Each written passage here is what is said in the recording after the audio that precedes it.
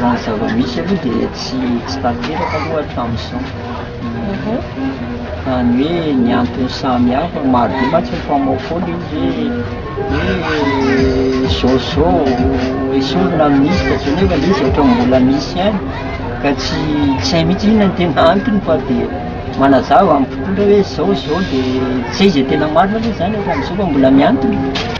Fampanantenana be dia be dia nataon'ilay filoha amin'izao fotoana izao, ohatra zao ny délestage manokana, tsy hitako izay zavatra hoe mba vitany amin'ilay délestage nefa nilaza izy fa hoe 3 mois io dia efa tsisy tsony.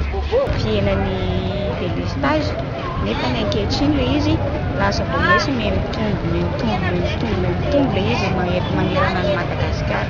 Mety hoe amin'ilay faritra voafehitra fotsiny hoe mety voaregleny fa ilay ankamaroany zany mbola tsy regleny dia lasa misy orinasa privé hafa indray zany no miezaka manampy an'ilay olona amin'ilay famahanan'ilay délestage.